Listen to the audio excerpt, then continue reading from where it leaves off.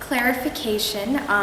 So we will have 4 different short stories, and in each short story, the Sherlock-Watson pairing will switch, so you get an idea of how each actor or actress interprets that character.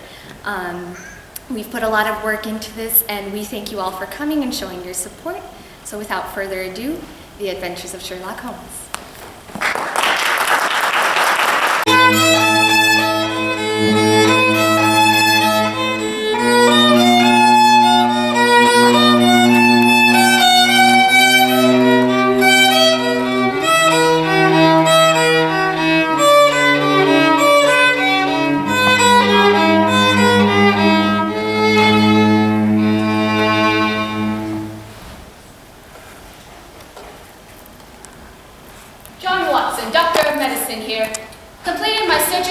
In the year of 1878 and was attached to the 5th Northumberland Fusiliers as assistant surgeon, stationed at India at the time and the Afghan War broke out.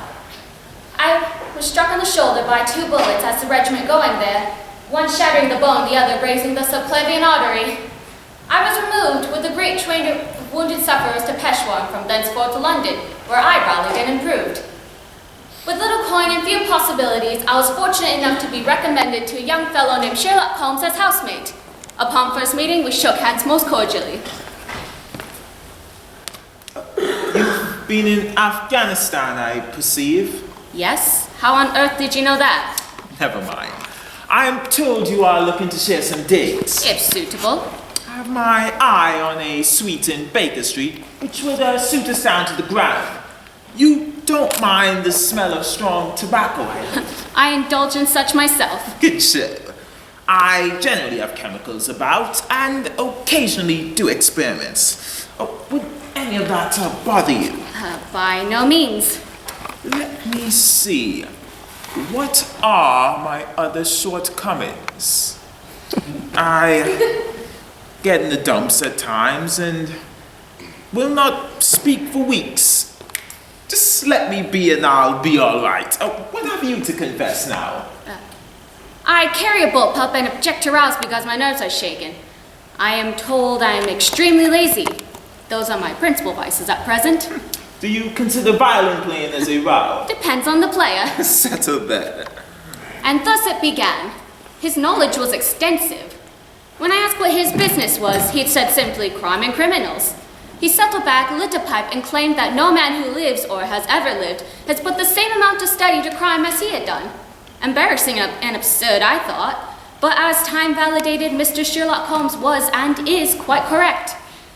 My life and work are to leave to future generations an account of his extraordinary adventures and remarkable insights. I need say no more. I called upon my friend Sherlock Holmes 2 days after Christmas with the intention of wishing him the compliments of the season.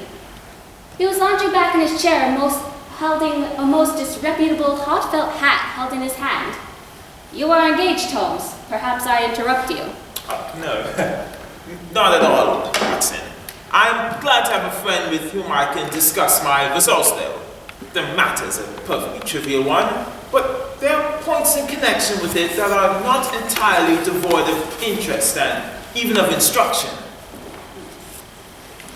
Then I suppose this hat has some deadly story linked to it, or perhaps will provide a clue that will solve a mystery and provide punishment to some crime. Oh, no. No crime at all. Just one of those whimsical little incidents you have when you're 4 million human beings all jostling each other within the space of a few square miles. Many a little problem will be presented which may seem striking and bizarre without being criminal. I suppose 3 of our last 6 cases were entirely free of legal crime. Precisely. I have no reason to doubt that this will fall into the same innocence category. You know Peterson, the commissionaire? Yes? Would this be his hat? No. He found it. Its owner's unknown. It arrived on Christmas morning in company with a good fat goose, which is, I have no doubt, roasting at this moment in front of Peterson's fire. The facts are these.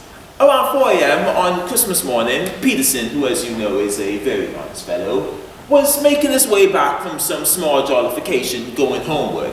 In front of him, in the gaslight, he saw a tallish man with a white goose slung over his shoulder. Approaching Good Street, a row broke out between this gentleman and some roughs.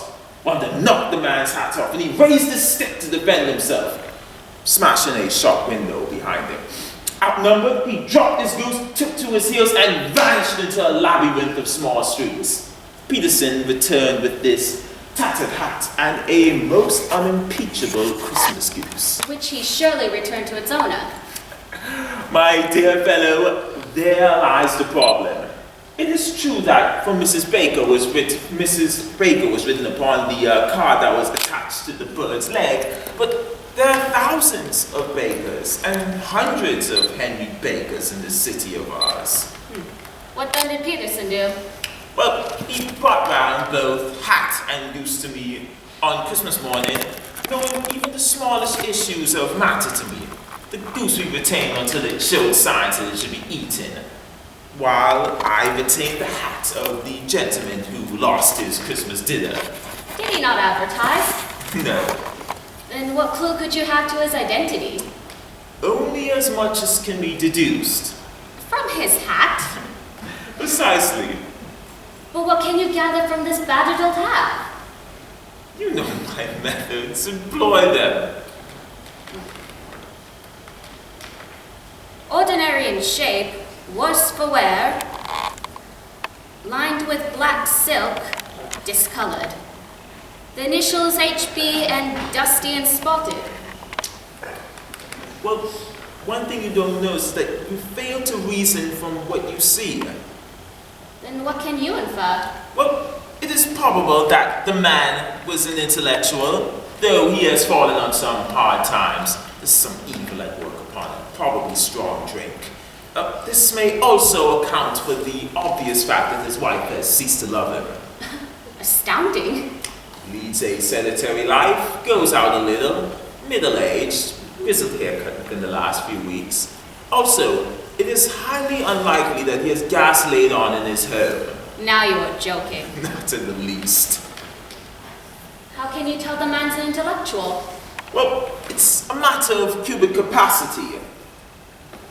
A man with so large a brain must have something in it. His decline of fortunes. If this man could afford so expensive a hat 3 years ago, note the style, and has had no hat since then, he's assuredly gone down in the world. Clear enough. The grizzled hair recently cut.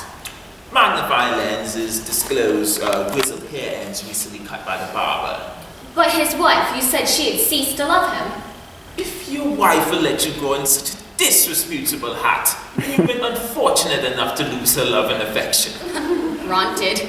But come now, the gas not yet laid on in his house. We found 5 candle tallow stains. You do not get tallow stains from a gas jet. Are you satisfied? Very ingenious, Holmes. But as you say, no crime has been committed and no harm done save for the loss of a goose. This all seems a rather waste of energy. The goose, Mr. Holmes, the goose, sir. Mr. Peterson, what of the goose, sir? See what my wife has found in its crop? Crop, sir? A patch near the throat. Yeah. By Jove, Peterson, you found a treasure trove indeed. Do you know what you've got? A diamond, sir. A precious stone. It cuts into glass as if it were putty. It's much more than a precious stone. It is the precious stone. What? It cannot be the Countess of Morcar's blue cup, Uncle. Precisely. It's absolutely unique. It has a reward of £1,000, not 1/20th of its market price. Great heavens. It also has some sentimental value, and the Countess would part with half her fortune if she could but recover the gem. It was lost at the Hotel Cosmopolitan, if I remember all right. Exactly. On December 22nd, John Horner the plumber was accused of abstracting it from the lady's jewel case. The evidence is seen as overwhelming. So much for the police court. The question for us now is, how came the jewel from a jewel case to the crop of a goose in Tottenham Court Road? You see, Watson, our little deductions have now assumed a far less innocent and more important aspect. The stone came from Mr. Henry Baker, the gentleman with the bad hat. We must first find Mr. Baker and ascertain what part he plays in our little mystery. Simplest means first, we advertise. Should that fail, I shall have recourse to other methods.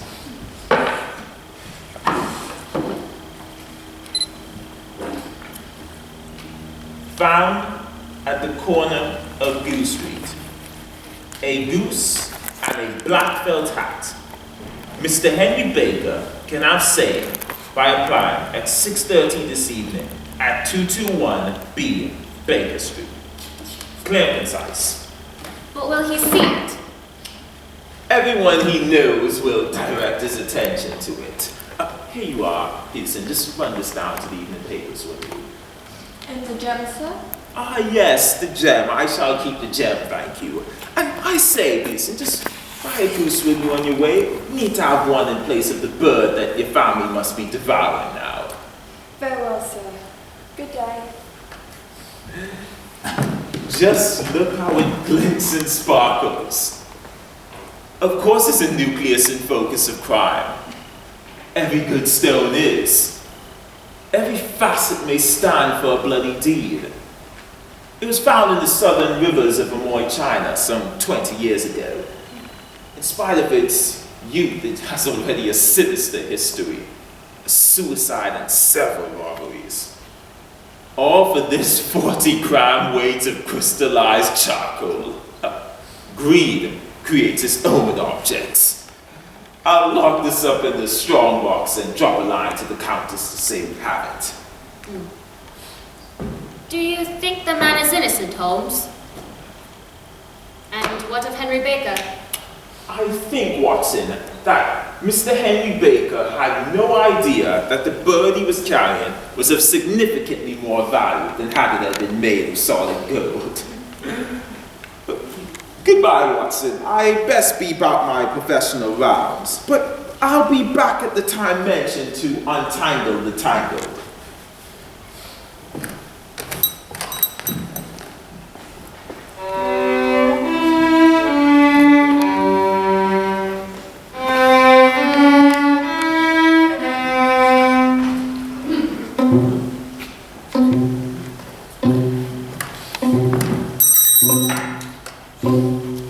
Good day, Watson. I met our Henry Baker at the door. Pray, take a seat by the fire, Mr. Baker. Is this your hat, sir? It's undoubtedly my hat. I'm at loss to know.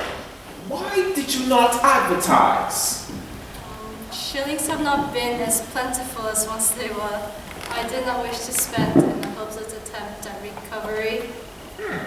Natural impulse. By the way, about the bird, we were compelled to eat it. To eat it? Yeah, waste not, what not, eh? But the bird by the door is perfectly fresh and the same weight. Would that not do well? Certainly. Well then, there is your hat and there is your bird. By the way, I didn't bore you to tell me about the other. I'm somewhat of a foul fence fancier, and it was an exemplary specimen. Okay. There are a few of us who frequent the Alpha Inn near the museum. Our host, Wingate by name, instituted a goose club where we pay a few pence every week to receive a bird at Christmas. Very, very interesting. I believe our knowledge is complete. Good day, Mr. Baker.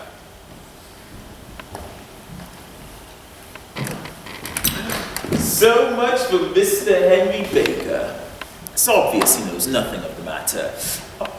Watson, are you hungry? Not particularly. Then I suggest that we turn our dinner into supper and follow the trail while it's still hot. By all means. But we will need scarves, for it is bitter cold.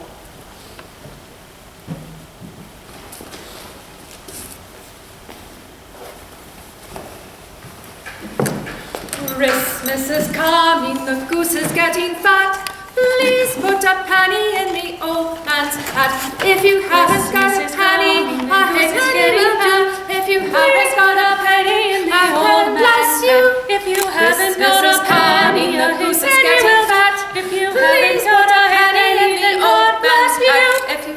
got a penny will do. If you haven't got a halfpenny, then God bless you.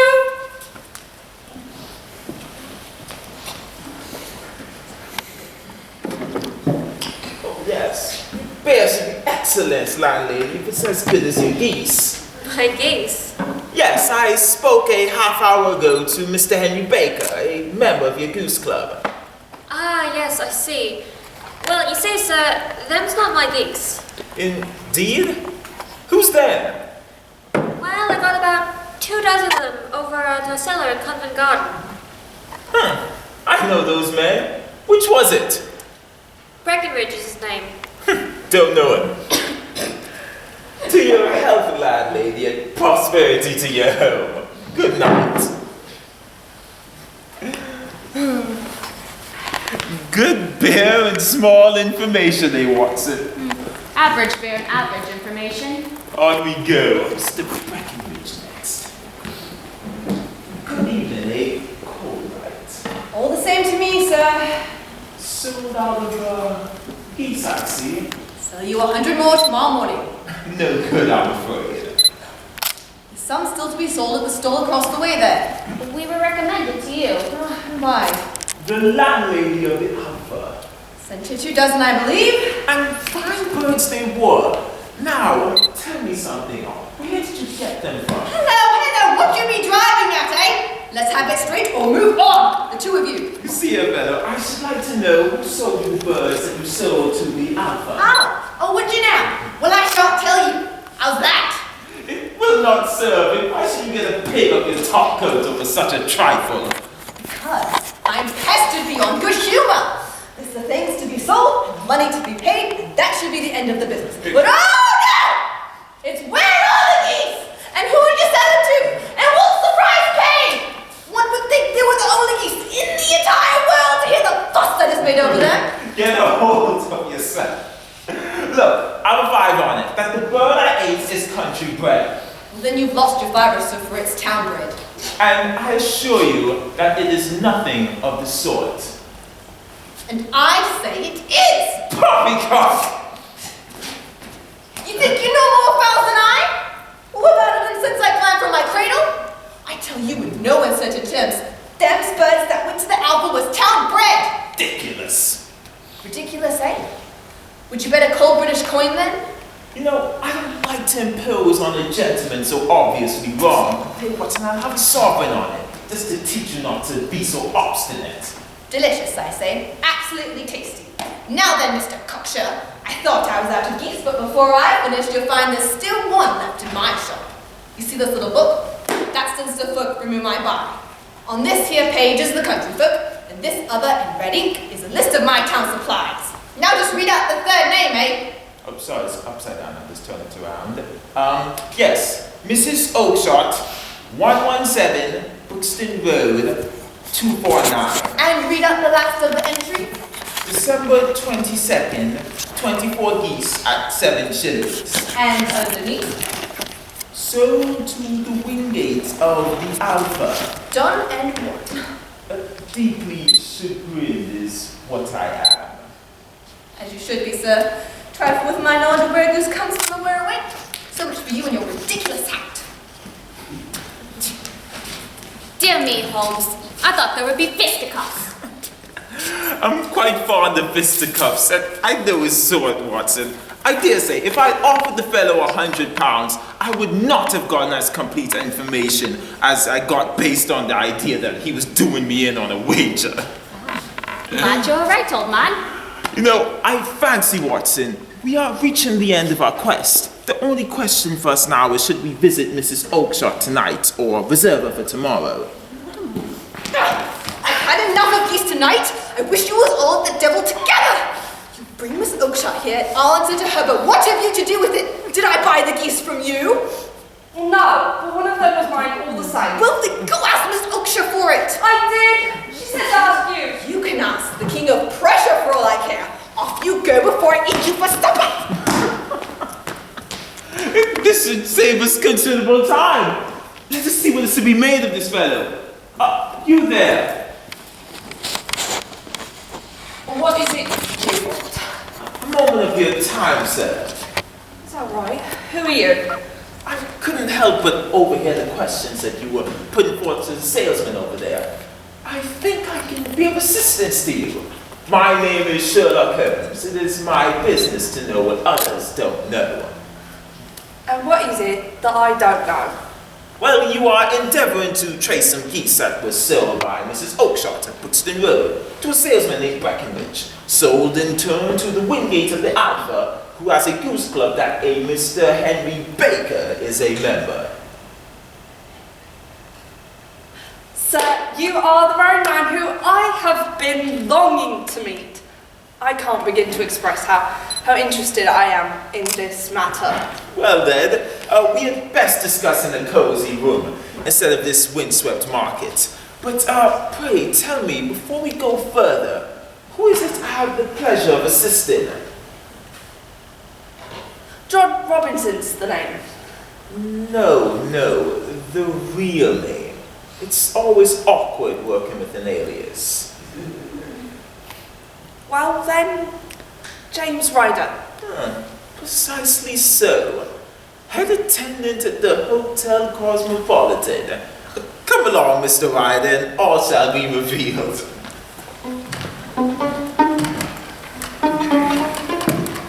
Fire is looking very, very seasonable this weather. You look chill, Mr. Ryder. Pray, take a seat by the fire, while I just take off my garments and hang them up on my rack. Now, let us comfortably address what became of those geese. I would like nothing better, sir. Or rather, I fancy, that goose. It is one bird we're talking about, right? A white goose with a black bar across the tail. Sir, that is amazing. Yes, I'm looking for that goose. That's my goose. It came here.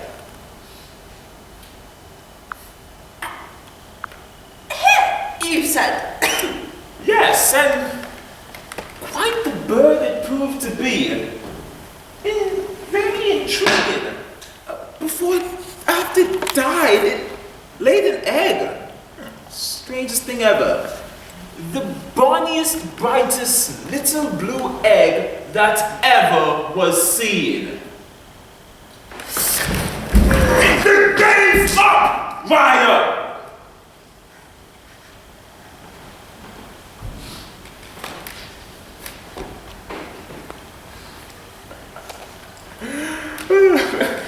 Fix up a dash of brandy, A. Watson. There's not blood enough to go in for a felony.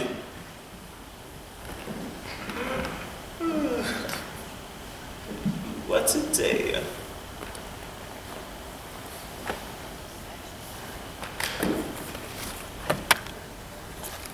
Now don't drink all the brandy now. Save some for me.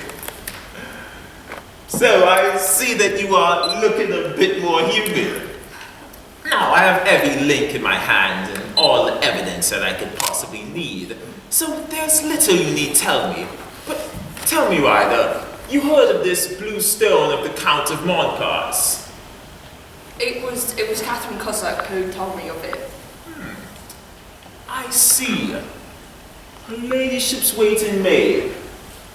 Well, I must admit that the sudden desire for wealth was too much for you, as it has been for better men before you. But you were not very scrupulous with your methods. Pretty villain though you are, you knew that this man Horner had been concerned in some nasty matter, and the suspicion and blame would rest readily more upon him. What did you do then? You made some small work in my lady's room, you and your Confederate Cossack. And you hotfoot that this man should be blamed for.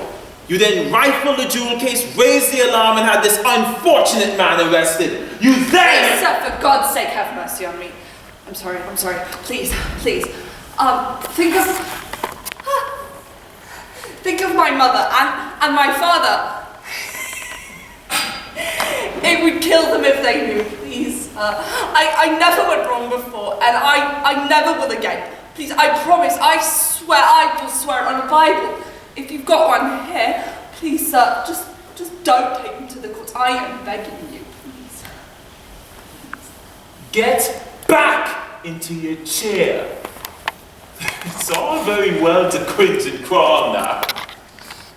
Mr. Holmes, I will fly. I will leave the country, please. Then, if I do, the charge against him will break down. Please, sir, please. We'll talk about that. And now, an honest account on your part. How came the jewel from the jewel case to the crop in the open market? Answer me this truthfully, for there lies your only hope of safety.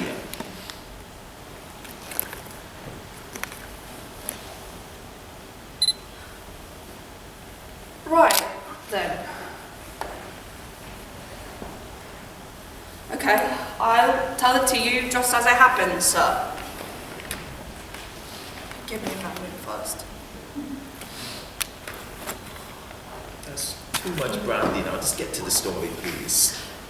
Well, when it seemed to me that it would be best for me to get out with the stone as soon as possible, for I didn't know at what point the police might take it into their heads to stop me and search me in my rooms, with me on their list and everything.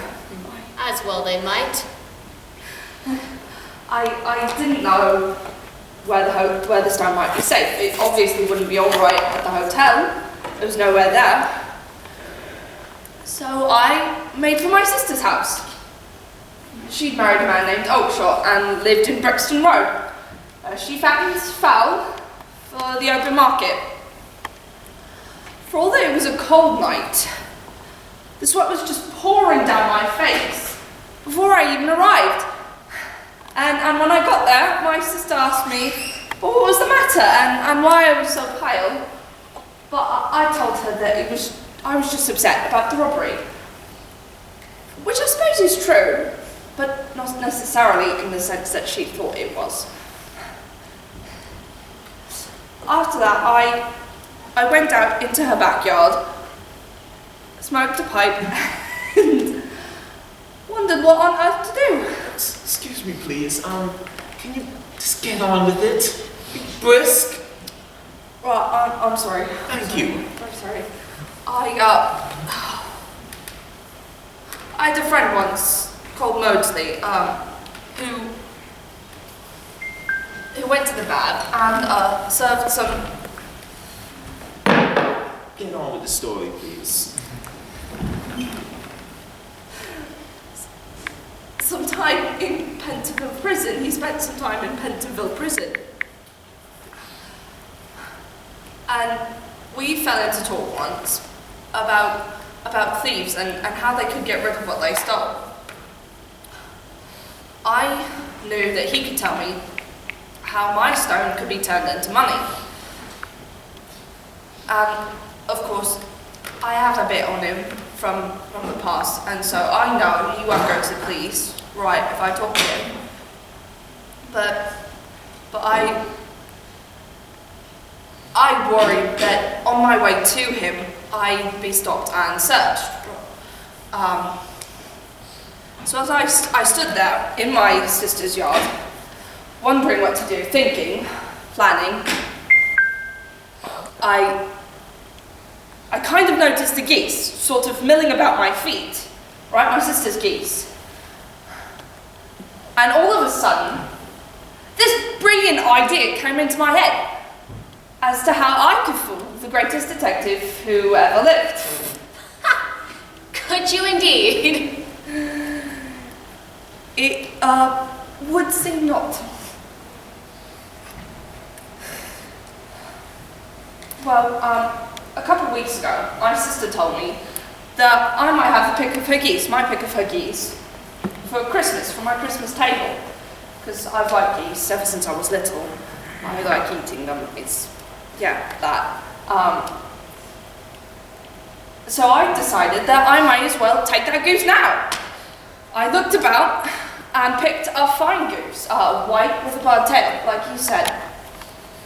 I grabbed the bird, pried open its mouth, and shoved in the stone. The bird gave a gulp, and I felt my stone pass from its crop from its gullet down into its crop. Naturally, the other birds made a bit of a disturbance, and my sister came out to see what was the matter. I turned to her, my bird fluttered off among the others. My sister said to me, "What are you doing with that bird there, brother?" And I said, "Well, I was just feeling which one was the fattest for my table. You know, I like geese." To which she responded, "I already picked one out for you, Jim. It's the big white one over there, you see it? It's very nice." I said to her that actually I preferred the one that I had. To which she responded, "Fine, kill that one and take it with you." So I did. You were planned for theatre, Mr. Ryder. So I've been told. Come on now, just get on with the story. After that, I carried the bird all the way to Kilburn. I told my pal, and he laughed till he near split. And then we drank a pint. I got a knife and I opened the bird up. And I tell you, gentlemen,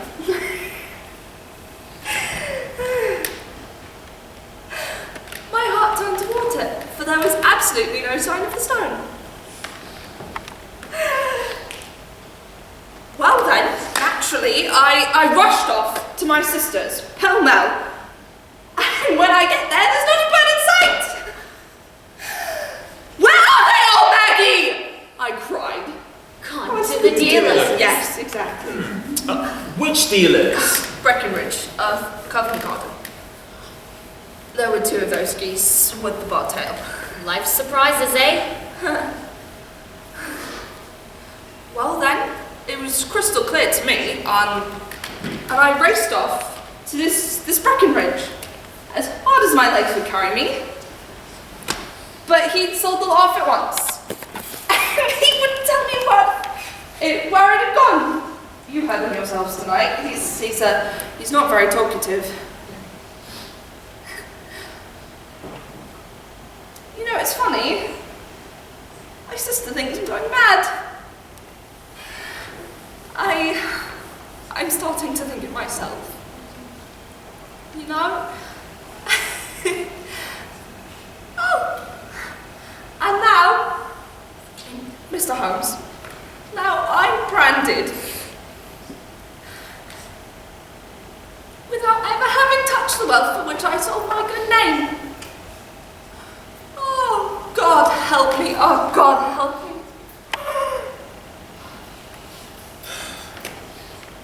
Gonna regret doing this, but out you go. What? Sir, heaven bless you. There's no more words, just get out.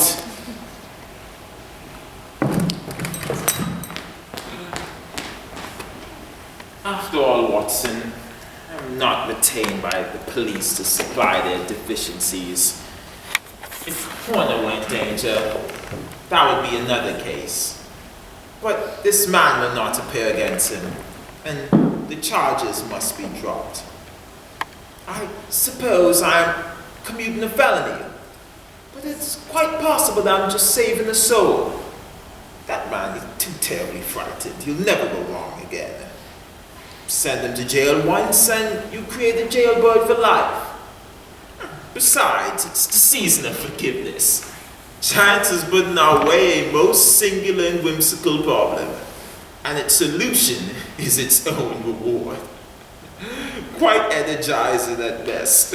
A wonderful profession, eh, Watson? You know what, Watson? Come along. I have an extraordinary desire for an ale and a meat pie. Come along and you shall pay. Oh, the nerve of the man! It cannot be imagined!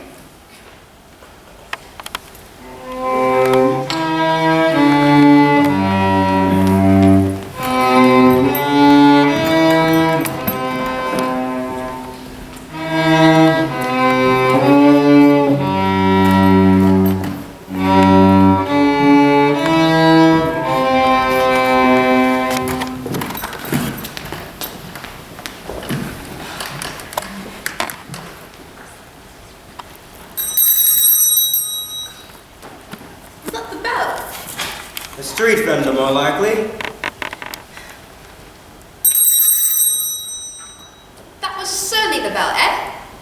Drat.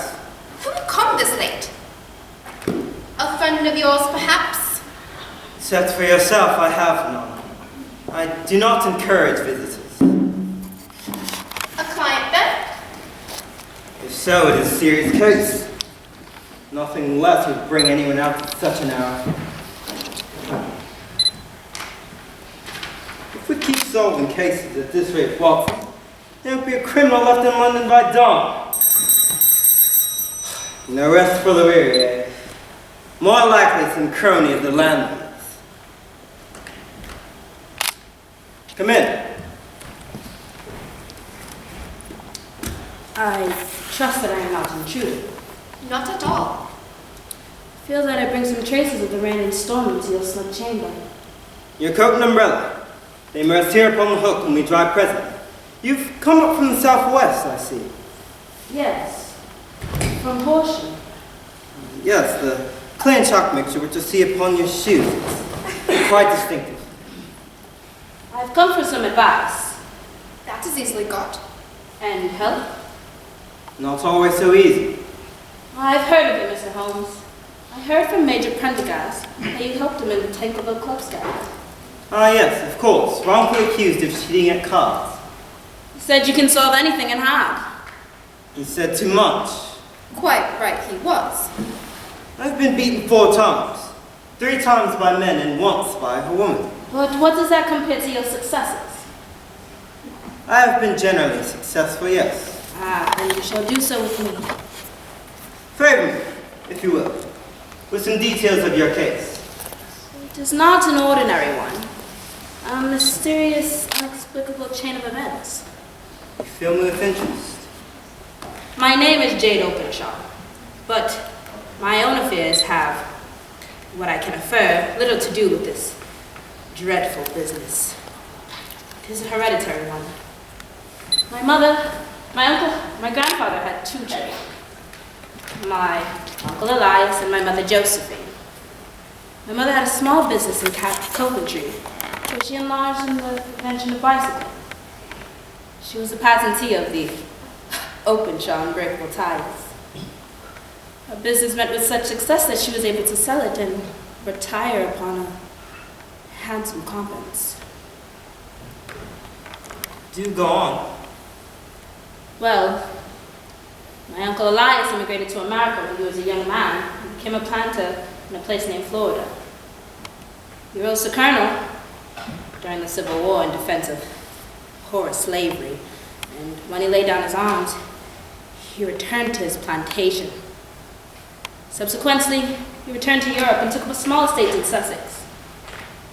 He was a singular man, fierce and ill-tempered, very foul-mouthed when angry, and of a retiring disposition. Sometimes he never left his room for days. He drank quite a deal, not wanting any friends, not even a sister.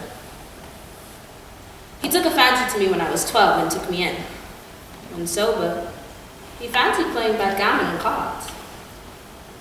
I was his spokesperson for most tradespeople and servants that by the time I was 16, I was quite the master of the house. I kept the keys and could go wherever I liked. The singular exception being his workspace in the attic, where I nor anyone could enter. I peeked through the keyhole, but could only see old trunks and bundles. One day, 'twas in March, a letter sat in front of him during breakfast. "From India," he said. But when opened, 4 orange pips pitted down onto his plate. His face had lost all color. "The KKK," he had whispered. My God, my sins have overtaken me!" "What is it, Uncle?" I had asked. "Death," he said, and left the table. Later, I found him on the stairs. He carried a rusty old key in one hand and a cash box in the other. "They may do what they like, but I'll checkmate them still. Send for Fordham, the lawyer."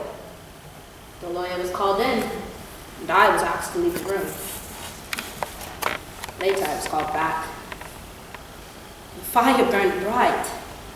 There's a mass of burnt papers and a brass box with a trouble of decay.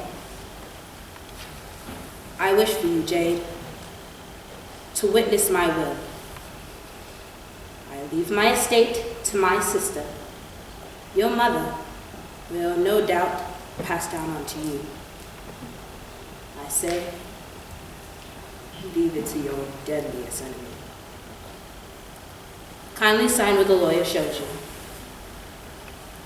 The papers were signed and we were taken away. The weeks that followed were of disintegration. He drank more, saw no one, and sometimes in a frenzy would search the garden, revolver in hand. Well, to come to the end of the matters, Mr. Holmes, it was a night where he didn't return home and was found face down in a green, scummed little pool. My mother entered into the estate and some 14,000 pounds are laid at the credit of the bank. One moment. Your statement is one of the most remarkable to which I've ever listened. Let me have the date of the reception by your uncle of the letter and the date of his supposed suicide. The letter arrived March 10th, 1883. His suicide 7 weeks later, on May 2nd. See, When my mother entered into the estate, we searched the attic without finding any new discoveries. On the 4th day of the year 1885, I heard my mother give out such a sharp cry of surprise. Damnation! What is it, Mother? Are you hurt? 5 orange pips. You know the meaning. The KKK. At the head of the letter I've been sent are the very letters. And the message. Put the papers on the sundial. They speak of the papers my brother burned. Then the police must be called in. Under no circumstances. We are not prisoners to my brother's disreputable past. His past is not ours, not England's. These are old men, living on the fumes of dreams. I cannot dignify such foolishness. This ends here. Think no more of it.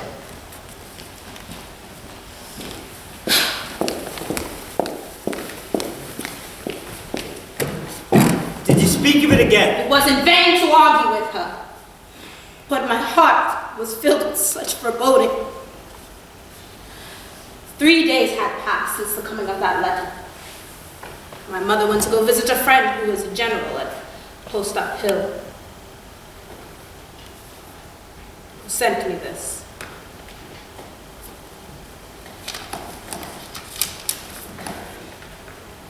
Come at once. Your mother has fallen into one of the deep chalk pits out the fort. It is my sad duty to tell you that she did not survive. Skull was shattered. She died without ever regaining consciousness. There was no evidence to suggest that it was murder, yet murder, I know it was. 2 years, 8 months have elapsed since the death of my mother. But as of yesterday morning, An envelope with 4 orange pips. Post, Eastern London Division. KKK, and then put the papers on the sundial. And what have you done? Nothing. Nothing. To tell you the truth, I feel like a rabbit with a snake writhing towards it, which no foresight and no precaution could guard against. Tut tut! You must act, man, or you are lost. This is no time for despair. Nothing but energy can save you. I have contacted the police. But they found it humorous. saying the death of my relations were accidents, as the jury stated. Incredible imbecility! They did post a policeman in the house with me. Has he come with you tonight? No, he's ordered to stay in the house. Have the police brains? Why did you not come to me at once? It was only today that Major Prendergast said that I should seek you out! 2 days then since you had the letter. We should have acted before this. You have no further evidence. No suggested details that might help us. There is one thing. I remember on the day that my uncle had burnt the papers, there was a small unburnt piece that had laid amidst the ashes, of a particular color. I observed. I found a singular sheet that had floated out from amongst the other. Something out of a private diary. The variety is undoubtedly my uncle's. Read it out, will you, Watson? So I may think. 4th Hudson came, same old platform. 7th set, the pips on Macaulay, Paramore, and John Swain of St. Augustine. 9th Macaulay cleared. 10th John Swain cleared. 12th visited Paramore. All is well. A meeting of the knights necessary. Thank you, Watson. And now, you must on no account lose another instant. We cannot even spare time to discuss what you have told me. You must get home instantly and act. What shall I do? There's but one thing to do, and it must be done at once. Put the piece of paper you have shown us into the brass box you have described. Put in a note saying that all the other papers were burned by our uncle, and this is the only one that remains. Having done this, you must with no delay put the papers upon the sundial as directed. Do you understand? Entirely. Do not think of revenge at present. We may gain that from the law, but we have our web to weave while theirs is already woven. First consideration is to remove this pressing danger with threat. Thank you. You have given me fresh hope of life. I shall certainly do what you ask. Do not lose an instant. And above all, take care of yourself in the meanwhile. For I do not think there could be any doubt that you are threatened by very real and imminent danger. How do you go back? A train from Waterloo. It is not yet 9. The seats will be crowded, guaranteeing your safety. Be on guard. I am armed. That is well. Tomorrow, I shall set to work upon your case. Thank you, Dr. Watson, Mr. Holmes.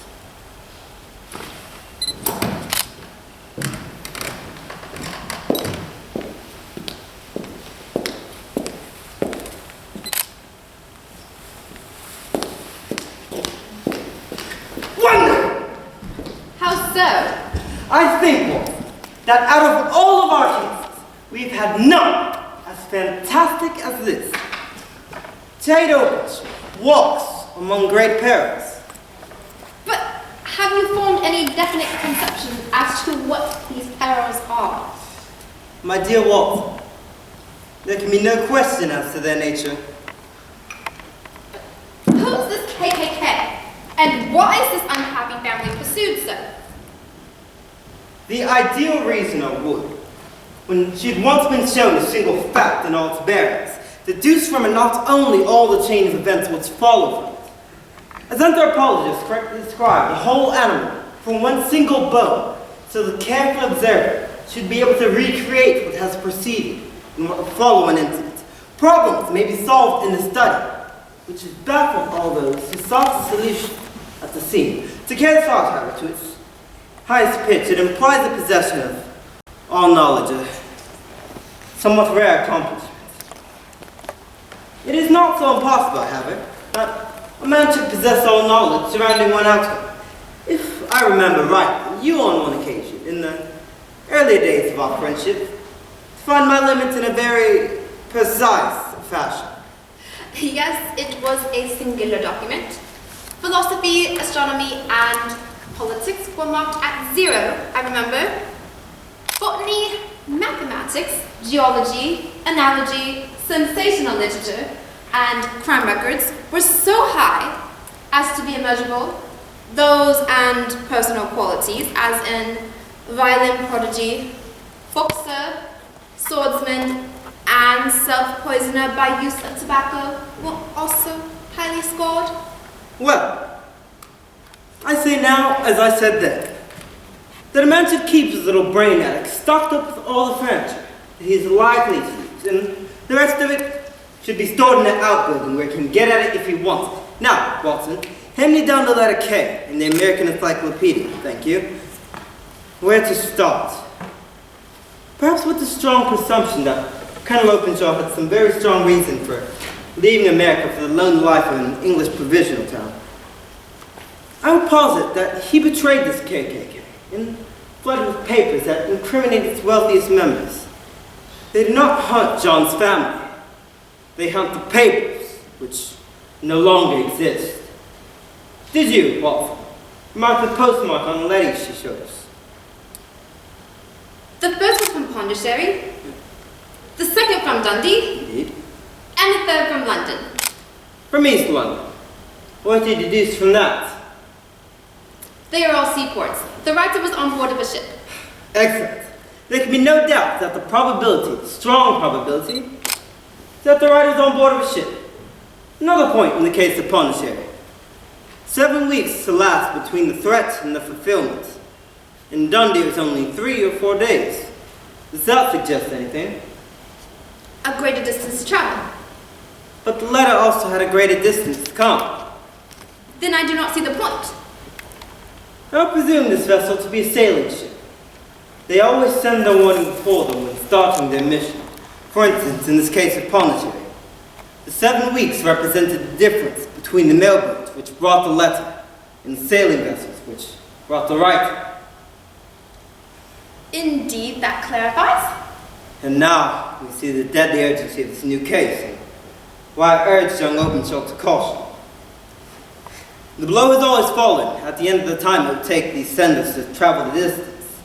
But this one comes from London, therefore we cannot count upon delay. Good heavens, Holmes. What does it mean, this relentless persecution? The papers Openshaw carried are of vital importance to the assassins. It's quite clear there must be more than one of them. The papers they mean to have, be their own of them who they may. KKK. Have you ever heard of the Ku Klux Klan? I never have. Ku Klux Klan. Name derived from the fanciful resemblance to the sound produced by cocking a rifle. When the slaves became free men, it went about terrorizing them, lest they should vote. Its outbursts were usually preceded by a warning to all those who opposed them, in the form of orange seeds. Should the victim brave the matter out, death resulted, usually in some strange and unforeseen manner. Openshaw must have been a member of this dreadful society who came with important papers. This registry and diary they seek may implicate some important men of the South who were formerly members. There are many who will not sleep well at night until it is recovered. Then the page we have seen. It ran, if I remember right. Sent the pips to A, B, and C, the society's warning. There are then successive warnings that A and B fled the country, and C was visited with sinister results. Young Openshaw awaits such a visit. But what are we to do? Nothing more to be said or done tonight. So, hand me over my violin, and let us forget for half an hour the miserable weather and the even more miserable ways of our fellow men. Holmes, can you play me the Schubert? Of course.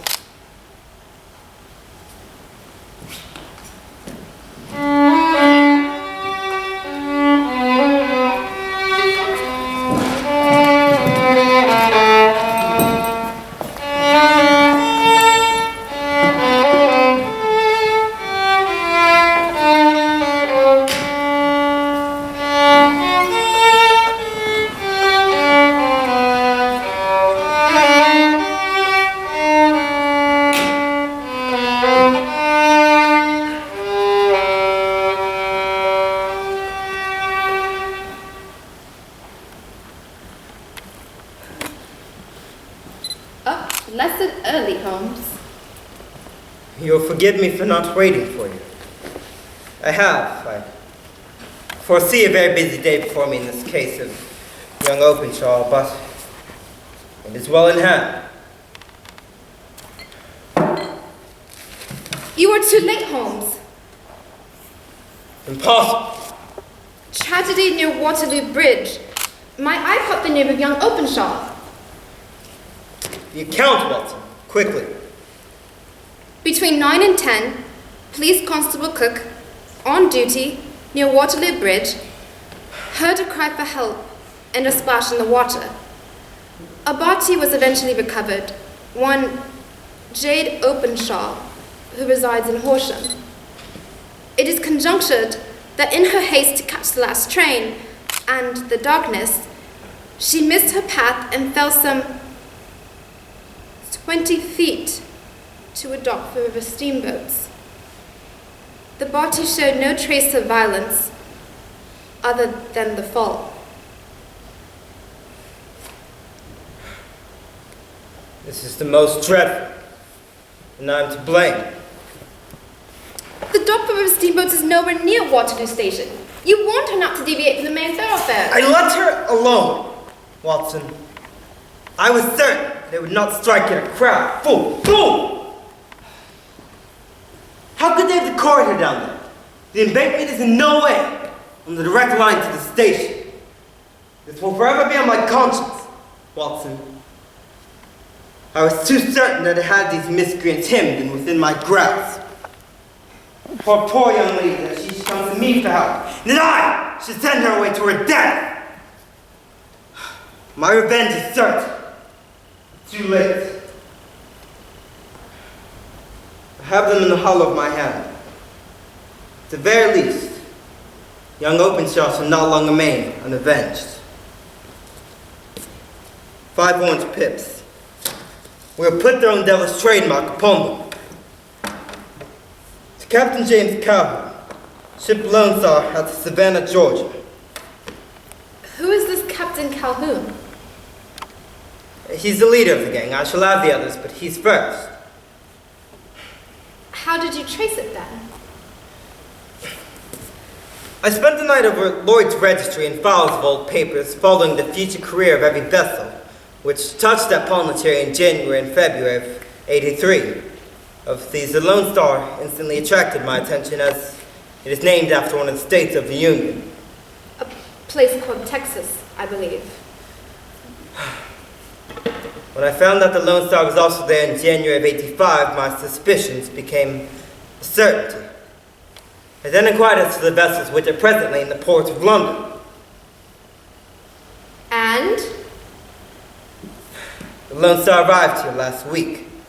I dressed and went down to the Albert dock and found she had left before dawn, homeward bound to Savannah. Then what can be done? Oh, I have my hands upon him.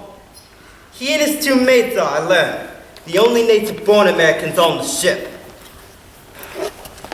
I also learned that they were, all 3, away from the ship last night, as the dockmaster is an acquaintance.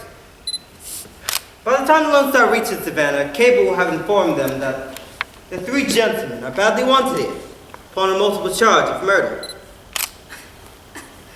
Good heavens, Holmes. All this while I slept! As I hold myself responsible for Jade Openshaw's demise, I could not have found rest until she was avenged. I beg you not to hold yourself responsible. I am responsible, officer. Full, clear, there's no debating that. You insisted I accompany her, and she refused. It is I who should have accompanied her. Holmes! Goodbye, Watson. I shall not see you for some time. I've booked for South America. I thank you for your years of generous assistance, but carry on our trade. I cannot in this case be forgiven if and until I forgive myself. I am not fit for this command, Holmes. You love the theater. Think of it as an intermission. An intermission of indeterminate length. Goodbye, old friend. Make use of Baker Street in any way you will.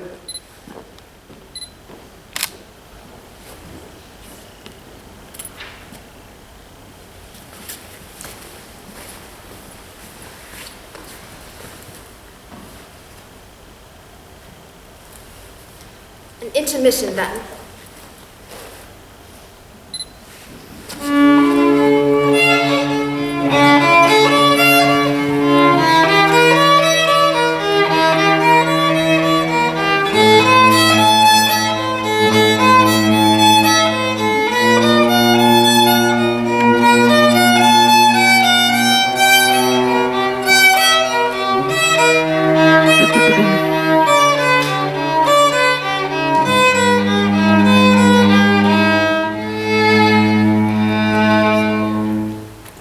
We'll now adjourn for a 15-minute intermission.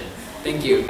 Not a single word. Solitude and removal, Watson. They are as necessary to me as the air we breathe. But what on earth brings you to this isolated cottage at the furthest extremity of the Cornish Peninsula?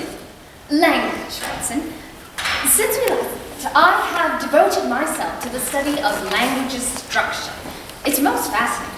A small village nearby has a trove of papers written by the eminent George Faversham Waterall, whose studies on the evolution of the English language are without equal. I traveled from Argentina to immerse myself. Unfortunately, local events have forced my return to the art of detection, which I thought might interest you. Of course, of course. You'll find me as always, at your service. If you will forgive me, Holmes, I must say, I'm extraordinarily glad to see you again. And I you, Watson. Let us get down to business. I have come across something here more intense, more engrossing, and infinitely more mysterious than any case we have pursued in London. Attend. The vicar of the parish, Mr. Roundhay, is something of an archaeologist, and as such I made his acquaintance taking tea at the vicarage. I came to know also Mr. Mortimer Tregennis, who had taken a room at the vicar's house. On May 14th, the vicar told me of a most extraordinary and tragic affair that had occurred during the night. He said it was a special providence that I had chanced to be there, as I was the one woman needed for the job. The lodger, Mr. Mortimer, also present, sat looking on. Perhaps I'd best say a few words first, and you shall have the details here from Mr. Tregennis. Our friend spent the last night in the company of his two brothers, Owen and George, and his sister Brenda, playing cards around the table. He left shortly after 10 o'clock, in good health and spirit, and walking that way this morning was overtaken by the carriage of Dr. Richards, who said he had received the most urgent of calls concerning his two brothers and sister. They arrived to the most extraordinary scene. All three had been sitting around the table just as he had left them that night. Sister Brenda, cold, dead, her head hanging on the back of her chair. The two brothers on either side of her, laughing and dancing and cackling, the devil stricken right out of them. All had expressions of horror on their faces, such dreadful to look upon. The housekeeper said she had been sleeping during the night and heard nothing, nothing at all. Nothing was stolen or disarranged. There is a situation here, Holmes, and we plead with you to help us. I will look into the matter. Have you been to the scene yourself, Vicar? I have not. How far is it to the house where this singular tragedy occurred? It's only about a mile inland. Then we shall walk over together. Mr. Tregennis, tell me about last night. I shared dinner with them. A game of wits was proposed and played, and it was 10:15 when I left. Did someone show you out? I let myself out, shut the whole door behind me. The window of the room in which they sat was closed, the blinds open. Nothing had changed, yet there they sat, driven mad with terror. Brenda lying dead, her head hanging over the arm of the chair. It's a sight I will never forget so long as I live. Have you any theory of the event? It's devilish, Holmes, devilish! What human contrivance could do that? The matter is beyond humanity, and certainly beyond me. We must first exhaust all natural explanations. I take it, Mr. Tregennis, that as you do not reside with your family, that something has divided you. That is so, but the matter is past and done with. We were a family of tin manners at Red Ruth, and when the mine was sold, there was some feeling about the division of the money, but all is forgiven and forgotten. Have you nothing that could assist me? One thing occurs. As we were sitting round the table, my brother George, he being my partner at cards, was sitting across from me. I once saw him look hard at the window, and I turned around to look also. It seemed to me that I saw something there, but what that something was, I cannot say. So you left then, without any premonition of evil? None at all.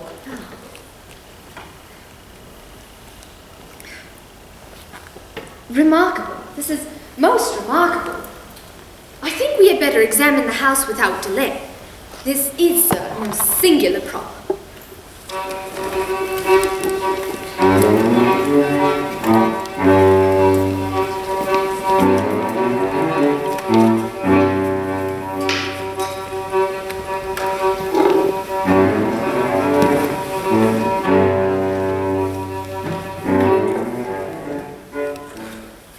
My brothers, that carriage there delivers them to the Helston Asylum. Odd setting for such horror. This garden of spring flowers fronting this charming cottage in this delightful corner setting.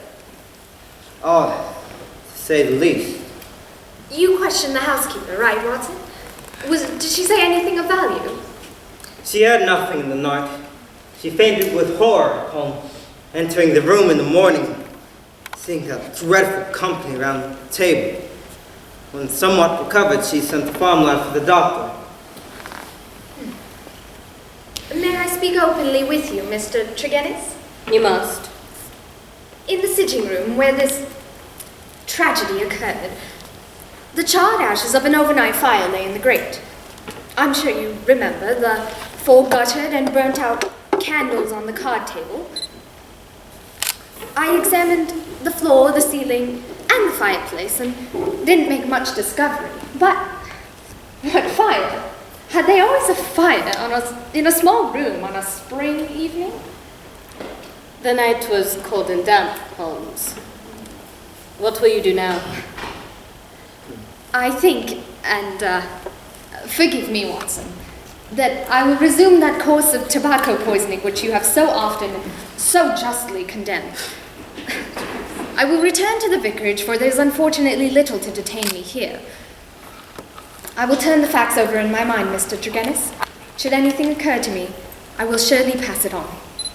I wish you good morning, gentlemen.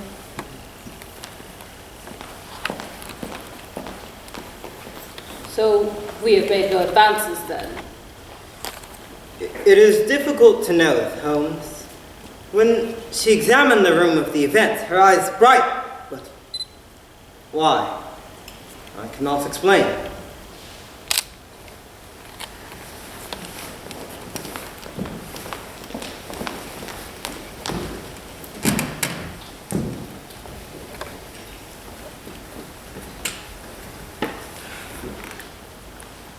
Now, let us calmly define our position, Watson, and seek a firm grip on the very little we do know, so that when fresh facts arise, we may fit them into their places. There remains 3 persons who have been grievously stricken by some conscious or unconscious human agency. This is not a work of the supernatural. Now, When did this occur? Immediately after Mortimer Tregennis left the room. His movements thereafter seem above suspicion. I think it could not have occurred more than a couple minutes afterwards. You remember, they had not changed positions, nor had they pushed back their chairs. This event occurred likely around 11 o'clock. As to Mortimer's movements, the night was wet and I carefully observed his shoes. His footprints could clearly be seen in the path leading up to the vicarage. If some outside person affected the card players, how can we reconstruct such a person? And how could an impression of horror be conveyed? I've eliminated the housekeeper. Mortimer's brother spoke of some movement in the garden, but there are no footmarks underneath the window. You perceive the difficulties, do you not? They are only too clear. But I think not insurmountable. In our investigation, Watson, something has always turned up.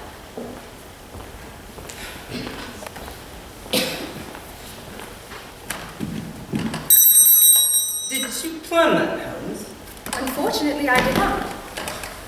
Ah, Dr. Leon Stendhal, lion hunter and explorer. Sherlock Holmes, detective without pair.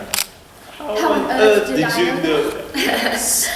Well, I've seen your photographs, sir. Yes, and the gossip mongering debates the reason for your presence among us. Something to do with a private study, I'm told. Ah, philology and a horror of humanity. I share the latter, but know little of the former. You are caught up in the web of our mystery, I'm told. By way of profession, yes. The county police are utterly at fault, but perhaps your wider experience has given us some possible conclusion. My only claim to being taken into your confidence is that when not residing on the African continent, I reside here, and have come to know the Tregennis family very well. And their strange fate has naturally been a severe shock to me. I may tell you that I had gone as far as Plymouth on my way to Nairobi when the news reached me and I returned to help in the inquiry. You missed your boat, Mr. Sterndale. I will take the next. Oh, that is friendship indeed. They are cousins on my mother's side. Cousin? Was your luggage aboard the ship? Yes, some of it, but the main part's still in the hotel. But surely this event could not have made its way into the Plymouth morning papers. No, I had a telegram. Oh, might I ask from whom? You're very inquisitive, Mr. Hill. It is my line of work.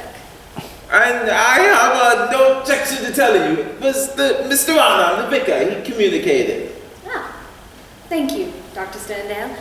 I've not cleared my mind entirely of the subject. It would be premature to say more. Do your suspicions point in any particular direction? I can hardly answer that. Well, then I have wasted my time and need not prolong my visit. Good day. Dear me.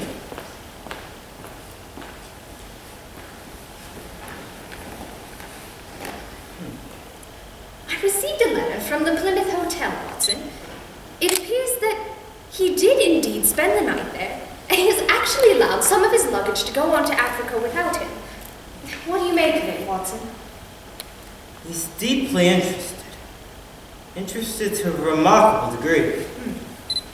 There is a thread here, which we have not yet grasped, but I'm sure shall lead us through the tangle. Cheer up, Watson. I'm sure more material will come to hand. Thank heavens you are both home. We are celebrating, Mr. Holmes. Satan has visited my poor parish. We are given over into his hands. I must sit down. I'm quite overwhelmed. Mortimer Tregennis died during the night. What? The exact same symptoms as the rest of his family. We must go at once. Not a moment must be lost.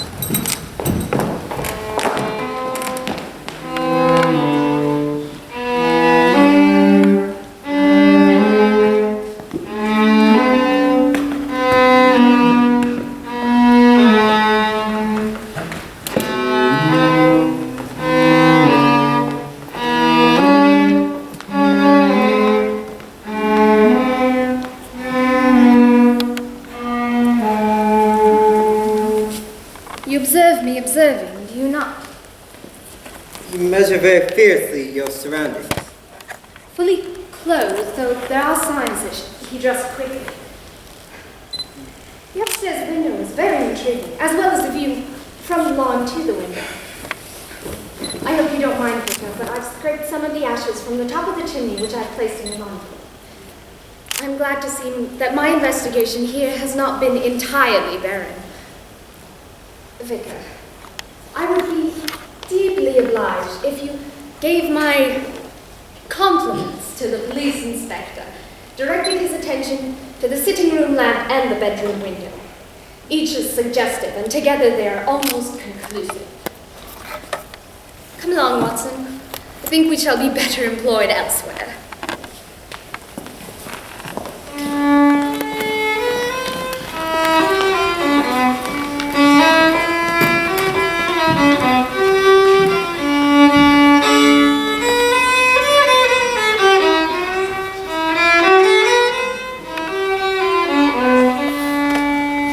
You will remember, Watson, that there is a single common point of resemblance among the varying reports which have reached us.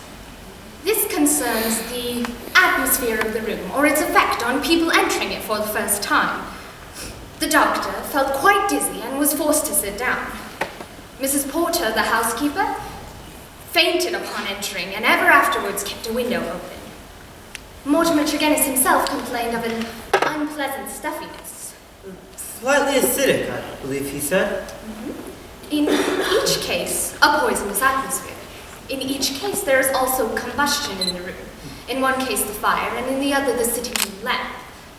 Surely there is a connection between three things: the burning, the stuffy atmosphere, and finally, The madness and death of those unfortunate people. it would appear so. Thus, a working hypothesis. Something was burned in each case which produced these toxic effects. Very good. Something was burned in each case, seeming to bear out a theory of a poison which worked by combustion. I naturally looked about in Mortimer Tregennis' room and found around the edges of a lamp the brown fringes of an unburned piece of paper, half of which I placed in this envelope. Why, how, Holmes? The rest I leave for the police as a gesture of goodwill. Now, let us light our lamp, Watson, leaving the window open so as to avoid the premature decease of two deserving members of society. My chair, I'll place it opposite to yours so that we may be face to face and the same distance from the poison. Would you set the door ajar, Watson? Now, let us place our powder above the burning lamp. Sit back, Watson, and let us await developments.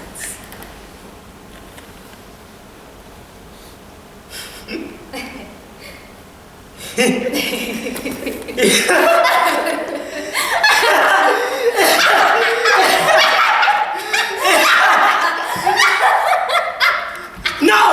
I did not! Leave me! Do not touch me! Back, I say!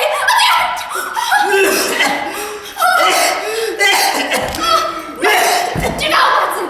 Do not light it! You must not!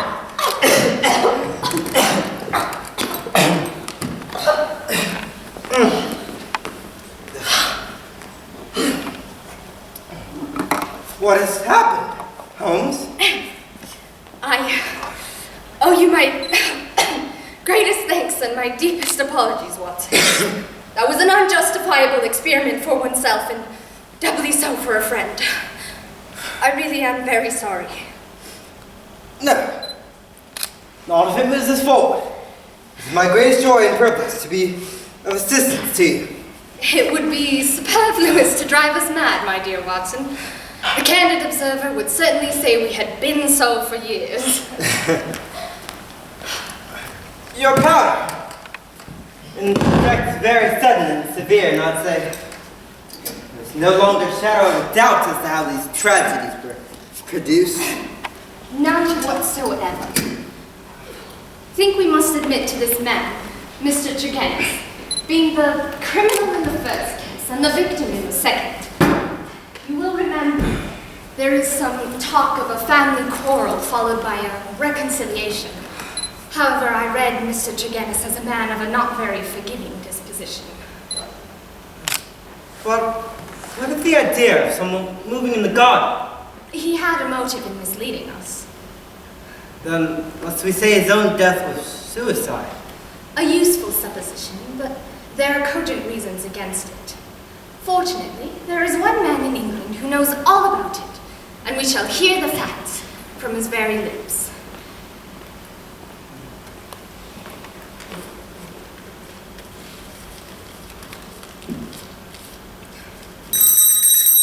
Ah, he is a little before his time. Step this way, Dr. Sternlier. You sent for me, Holmes. And I am deeply obliged to you for your courteous acquiescence. As the matters we will discuss will affect you personally, we shall close the door for privacy. I am at loss to know, what is it you can have to speak to me which could affect me? The killing of Mortimer Tregennis. For years, I've lived among savages and beyond the law, that maybe I've gotten into the way of being a law to myself. You would do well not to forget it, Holmes, for I have no desire to do you an injury.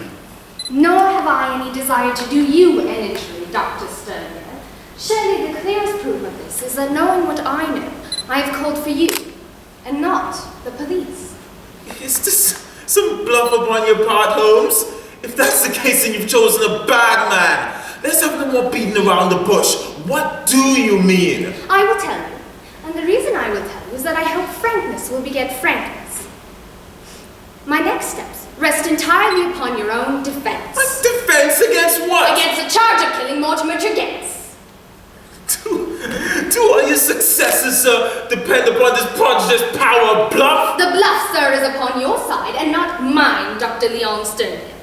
Of your return to Africa, I will say nothing, except that it first leveled my gaze upon you. I came back! I have heard your reasons and regard them as unconvincing and inadequate. You came down here to ask if I suspected, and I refused to answer you. You then left, returning to the vicarage, and stood on the lawn for some time before going back to your cottage. How do you know that? I followed you. I saw no one. That is what you may expect to see when I follow you. You then spent a restless night forming certain plans in your mind, which in the early morning you proceeded to put into action. Leaving your door, just as day was breaking, you reached down and scooped some of the reddish gravel which lay heaped beside your gate. You then walked the mile to the vicarage wearing the same shoes which are at present upon your feet. You stood outside for some time. It was now day, but the house was not yet stirred. You stood under the window of Tregennis. You reached into your pocket and threw some of the gravel up above you. Holmes, I believe you are the devil himself! You beckoned Tregennis down and he descended to the living room. You climbed in through the window and the two of you talked. You then climbed up, shut the window, stood on the lawn watching what happened. After the death of Tregennis, you left. What were the motives for your actions? If you prevaricate or trifle with me, I give you my assurance the matter will pass out of my hands forever. This is why I did it. Brenda Tregennis. Yes, Brenda Tregennis. Mortimer's sister who was murdered. For years, I loved her. For years, she loved me. Yet I have a wife who's left me for years and I couldn't divorce by the deplorable laws of England. For years, she waited. For years, I waited. And this is what we waited for. The vicar knew. He was in her confidence. Tell you that she was an angel on earth. That was why he sent me her fate. What was my baggage of Africa to me when I learned of her end? There, Holmes, you know all. There is more. Radix pedis diabolic. Devil's foot. I've not heard of it. It's no reflection on your professional knowledge. There's no other specimen in Europe. It's shaped like a foot. Half human-like, half goat-like. Hence the fanciful name. Well, sir. You should know all. I've explained my relationship to the Tregennis family. For the sake of the sister, I was friendly with the brothers. There was a quarrel about money which estranged this man Mortimer, but it was supposed to be made up. He was a sly, subtle, scheming man, and several things arose which drew my curiosity to him. But I had no positive quarrel. A few weeks ago, he came to visit me, and I showed him a few of my African curiosities. This powder among them. I explained its strange properties, how it stimulates the emotions of fear, how it causes madness or even death. I told him European science would be powerless to detect it. He stole it from me. I have no idea how he evolved 1,000 details in my return to Africa. But I thought no more of it until the vicar's telegram reached me. I returned at once, convinced Tregennis was the murderer, seeking money and family property. He used the devil's foot powder, driven two of them out of their senses, and killed my beloved Brenda. That was his crime. What was to be his punishment? It is clear, I think. If I went to the law, who would believe me? The practical English would not believe so fantastic a story. I determined the method he used on others, I should use on him as well. You know the outline to the rest. When admitted through the window, I laid his offense before him. I drew my revolver, lit the lamp, put the firepower above it, and stood outside ready to shoot him down should he emerge. In 5 minutes, he was dead. Oh my God, how he died. But my heart was flint. There, Holmes, you know all. Perhaps if you love someone, you would do the same. Any measure, I'm in your hands. Do with me as you like, for there is no man who could fear death less than I do. What were your plans? To disappear to Central Africa. My work there is half finished.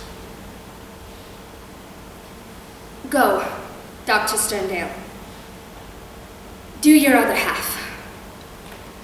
I, at least, am not prepared to stop you.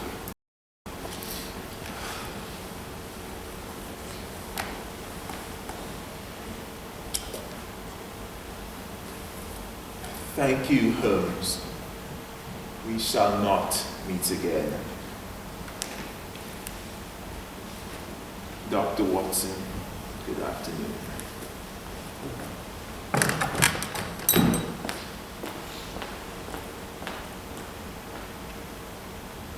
I have never loved Watson.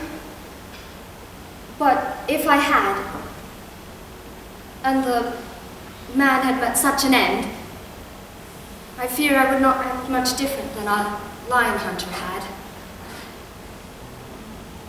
The gravel was my starting point, the lamp burning in broad daylight, and the remains of the powder concluded my deduction.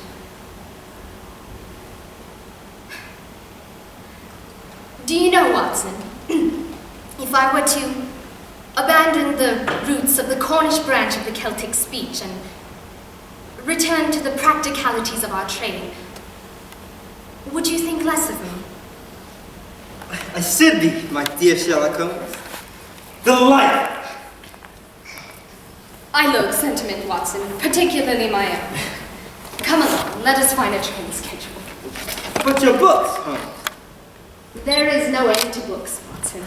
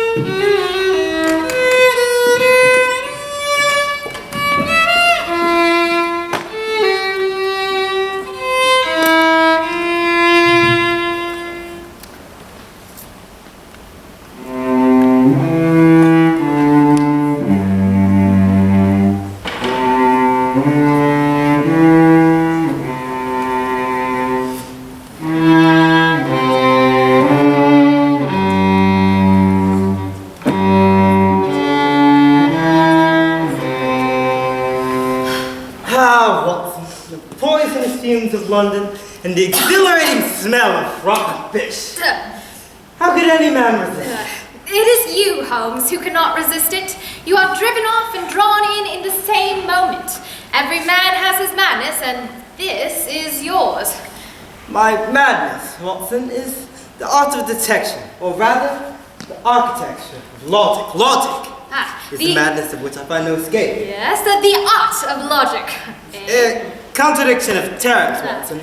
But the man who loves this art, as you put it, it is frequently in its least important and lowliest manifestations that the keenest pleasure is derived. Baker Street, my bird's nest, Watson, my hidden lair.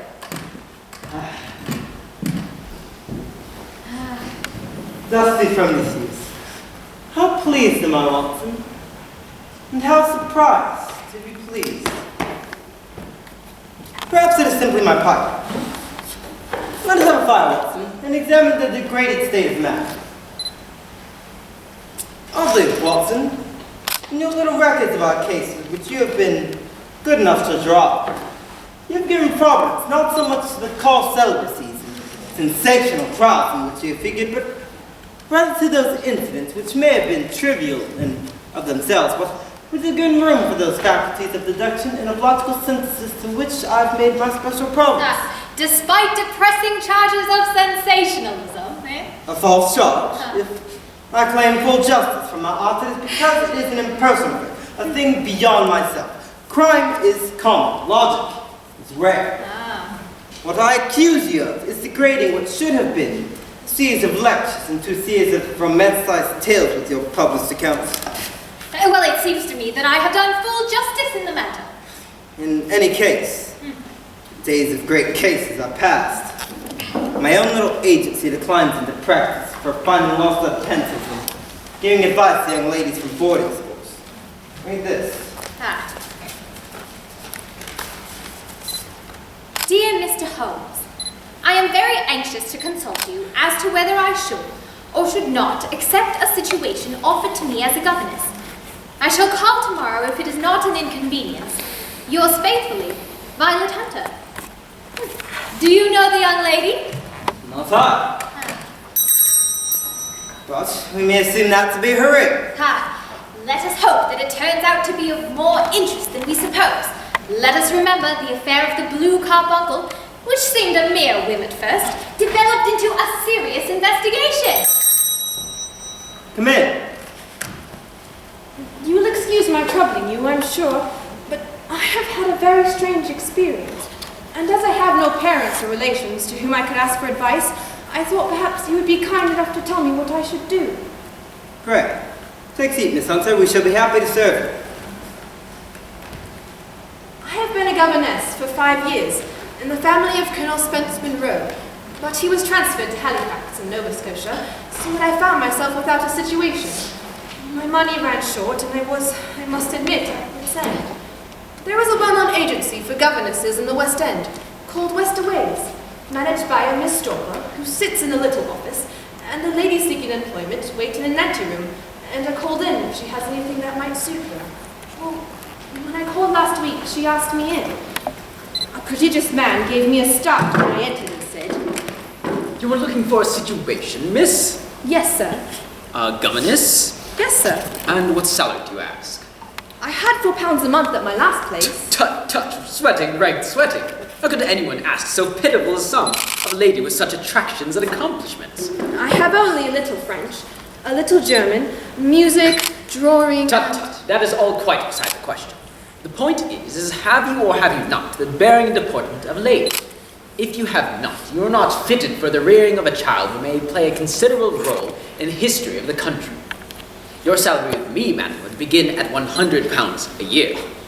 "That is so very good of you." It is also my custom to advance to my young ladies half their salary beforehand, so that they might meet any expense of their journey and their wardrobe.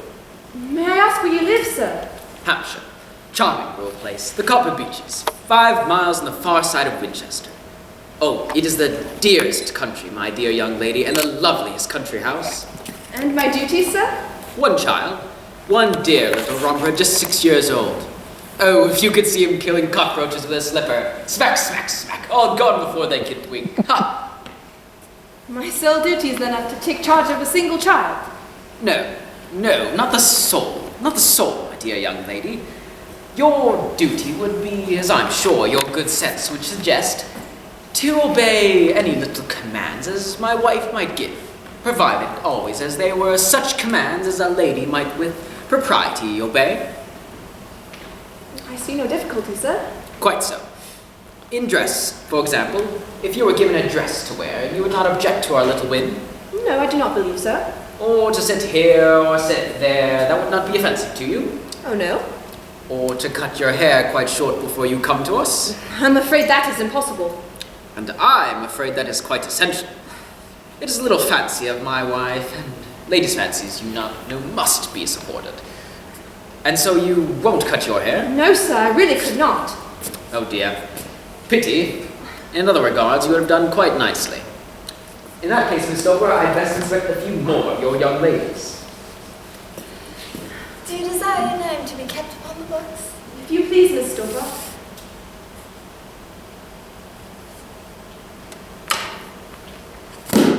Well, really, it would seem rather useless since you refused the most excellent offers in this fashion. You can hardly expect us to exert ourselves to find you another such opening. Good day to you, Miss Hunter.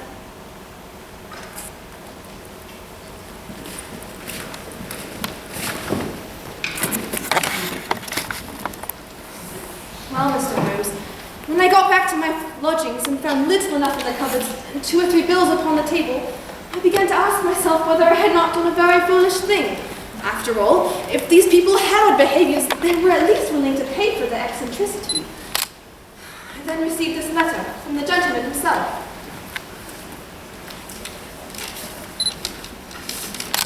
We write to you to ask you to reconsider your decision. We are now prepared to offer you £120 a year. As to our fads, they are not every exact.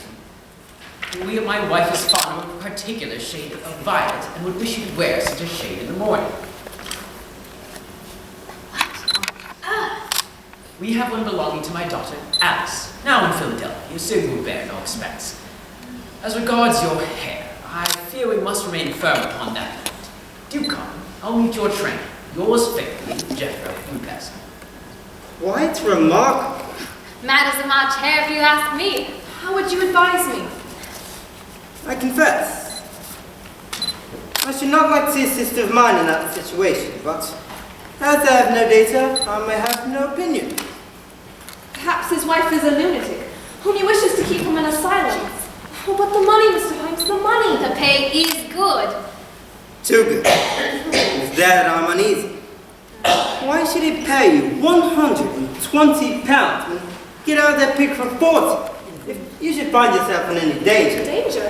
What danger do you foresee? Ill-defined, Miss Hunter, but dare not. The telegram would bring me to your aid. I shall take the position. I will sacrifice my poor hair tonight and start for Winchester's tomorrow. Your assistance has been most helpful. Good evening. Good evening. She seems to be a young lady very well able to take care of herself. I fear, Watson, that she'll need to be. I'm much mistaken if we do not hear from her before many days have passed.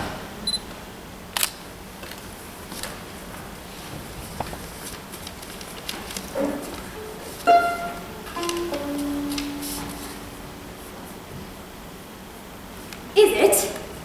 It is. Please be at the Black Swan Hotel at Winchester by midday tomorrow. Do come. I am at my wit's end. Hunter. Look up the trains. Will you, Watson? Delighted. Will you come with me? Of course. There's a train due at Winchester at 11 o'clock that leaves the station at 9:30. Just the thing.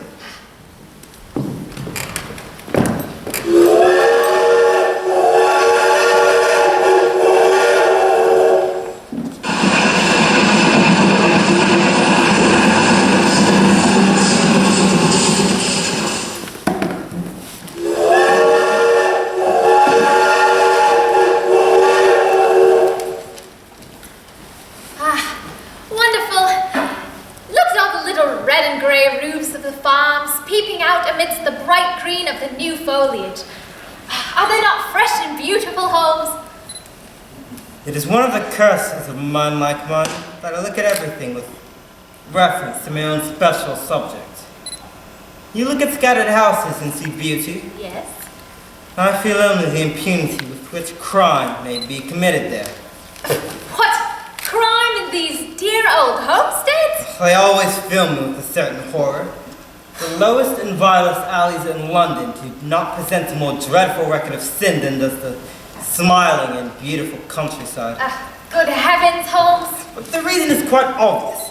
The pressure of public opinion can do in a town what the law cannot accomplish. But look at these lonely houses filled with ignorant folk who know little of the law. Think of all the deeds of hellish cruelty which go on year in and year out, and none the wiser. It is in these surroundings that I fear for Violet Hunter. But if she can come to Winchester, it means she can get away. Quite so. She has her freedom. Then what could be the matter then, Holmes? I have devised 7 separate explanations, each of which cover facts as we know them.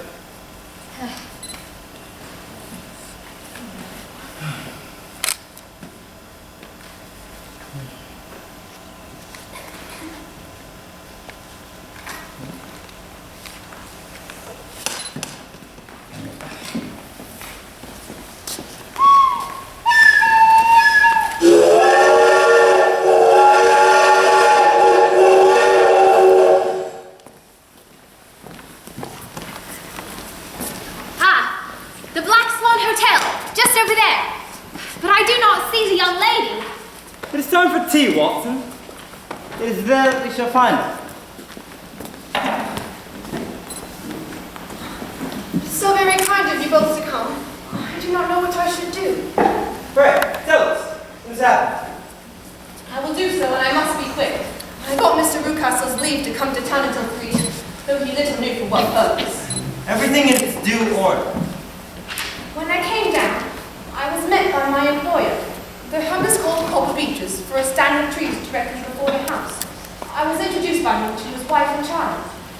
She is silent and some years older than her husband, colorless in mind as well as features, but passionately devoted both to husband and son. And yet, she has some secret sorrow. More than once I have surprised her in tears. I thought perhaps she worried about her little son,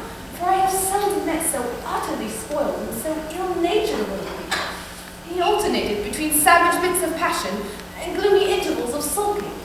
But I would rather not talk about the creature. Oh, I'm glad. All details. I shall try not to miss anything of importance. What struck me at once was the conduct of the servants, a man and his wife.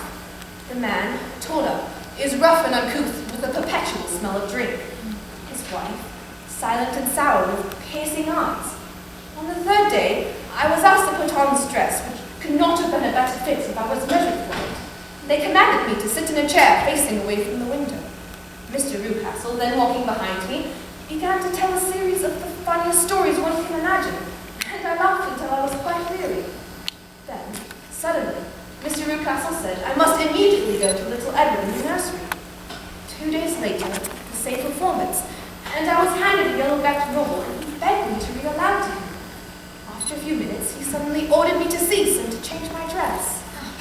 Very, very odd. They were always very careful to turn my face away from the window, and I was consumed by wondering what was going on behind my back. My hands may have been broken, so I concealed the piece of the glass in my handkerchief. On the next occasion, I put the handkerchief to my eyes, and I was able to see behind me a man standing in the road staring at me. Mrs. Rucastle, I'm convinced, divined my ruse.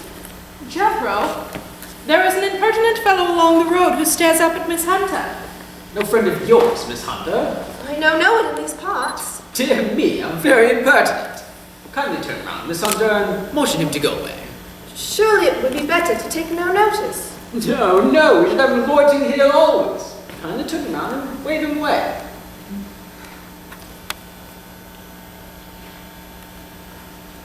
Pray, continue. Your narrative. Intriguing. On the very first day that I was at the Copper Beeches, Mr. Rucastle took me to a small outbuilding. As we approached it, I could hear the sharp rattling of a chain and the sound of a large animal moving about. Look in here. Is he not a beauty? I looked through and was conscious of 2 glowing eyes and of a vague figure huddled in the darkness. It's only Carlo, my mastiff. I call him mine, but really Mr. Toller, my groom, is the only man who can do anything with him. We only feed him once a day, and not too much then, so he's always as keen as mustard. Toller lets him loose as night, and God help the trespasser who he lays his fangs upon.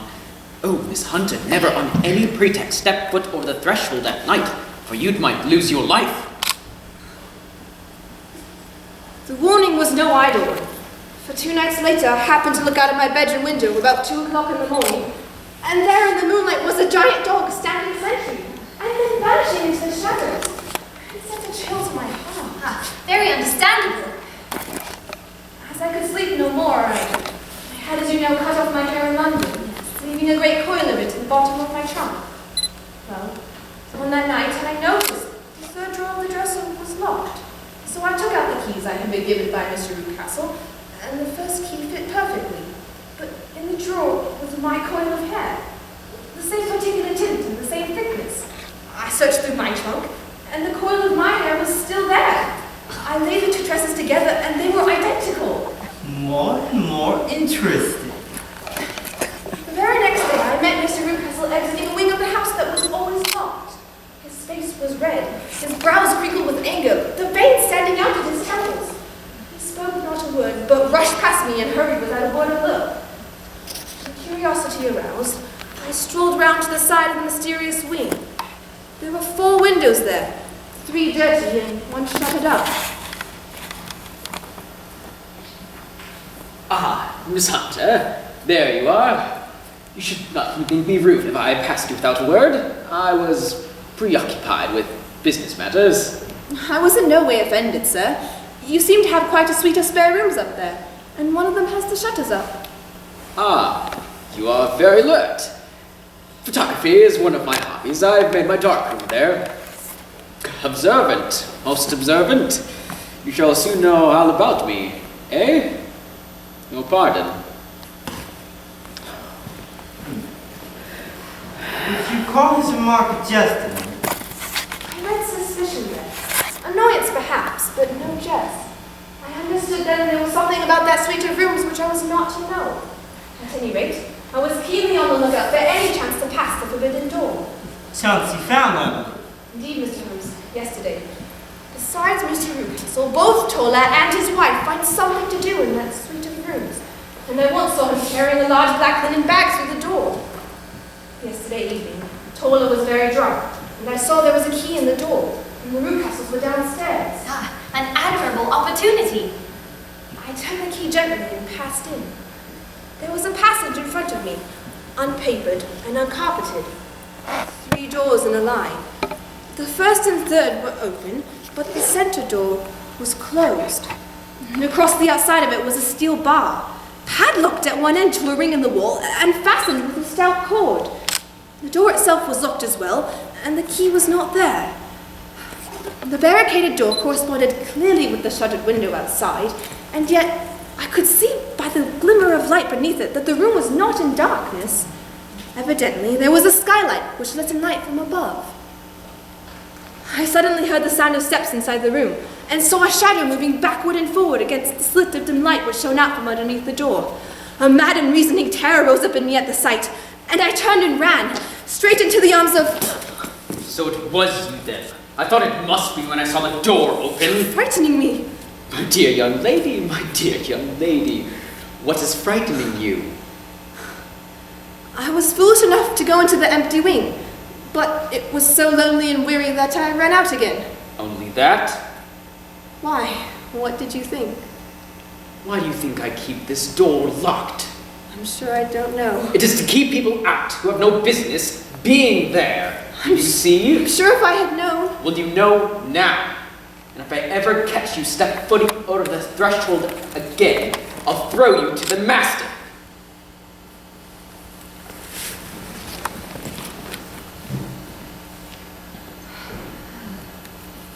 I must have rushed past him into my room. I remember nothing until I found myself on my bed. Then I thought of you, Mr. Holmes. I was frightened of the house, of the woman, of the servants, of the man, even of the child. If I could bring you to me, it would be well. My mind was soon made up. I would telegraph to you. The office was half a mile from my house. When I returned, I felt very much easier. I slipped in and lay awake half the night. I had no difficulty in getting leave to come to Winchester's this morning. But I must be back before 3, for Mr. and Mrs. Rucastle will be gone all evening, so that I must look after the child. I should be very glad, Mr. Holmes, if you could tell me what it all means. And above all, what should I do? Is Tyler still drunk? Yes. I heard his wife tell Mrs. Rucastle she could do nothing with him. That is well. And the Rucastles go out tonight. Yes. Is their cellar with a good lock? The wine cellar? You are a very strong young woman. Do you think you could perform one more feat? I will try.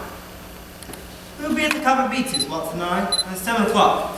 The Rucastles will be gone by that time, and Tyler, we hope, will be in Cambridge. There only remains Mrs. Toller. If you could send her to the basement on some errand and turn the key on her, it would facilitate matters immensely. I'll do it. Excellent. There's only one feasible explanation to this. You've been brought there to impersonate someone, while the real person remains imprisoned in his chamber. Doubtless, it is the doctor, Miss Alice Rucastle, who is said to have gone to America. I gather you in some ways resemble her. Her hair was cut off, possibly because of illness, and so of course yours had to be sacrificed as well.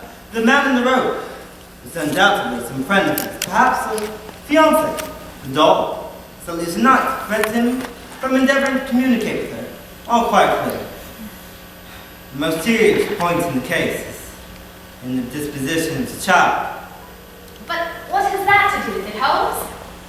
My dear Watson, I gain insight into the character of the parents by studying their children. Might you characterize him, Hunter? Sweet Charlie, as they call him. 6 years old, and I would say withdrawn. Often silent, but affectionate with me. He asks to sit upon my lap and be read to, playing with my locket as he listens, but... Go on. Well, there are 2 cats in the residence, one of which I saw him try to set a fire with a twig he had taken from the hearth while I was otherwise engaged. And oh, Mr. Holmes, if you could but see him killing caterpillars with his slipper. Smack, smack, smack! And laughing as he did so. To derive pleasure from cruelty, I unusual in a child so young. Whether he derives it from his father or mother, but it's evil for anyone within their power. I'm sure you're right, Mr. Holmes. You hit it. We mustn't lose an instant in bringing help to this poor creature hidden away. You must be certain. We're dealing with a very clever man. Let us pause. We shall meet tonight at 7 o'clock.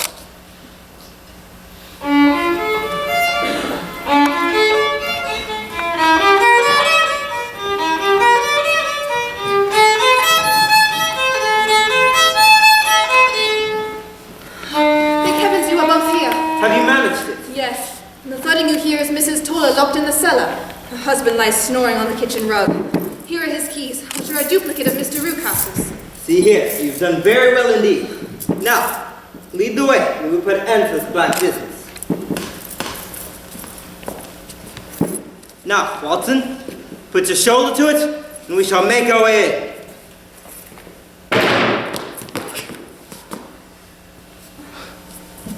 There has been some villainy here. Rucastle has guessed Miss Hunter's intentions, and has carried his victims off. But how? Through the skylight. You can see the edge of the ladder he's pulled up after. I tell you, he's a very cunning and dangerous man. A step upon the stairs. It may be him. It would be wise to have your pistol ready, Watson. What have you done? You villain! Where's your daughter? It is you who should answer that question, you thieves, spies and thieves. I'll serve you. Oh, he's gone for the dog! Quickly! Watson!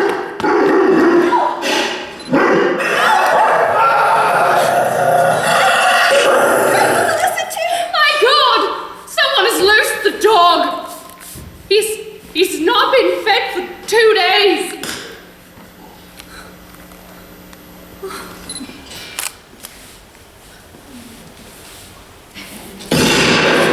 I cannot watch further. It was madness to unleash that beast. Ravenous he was.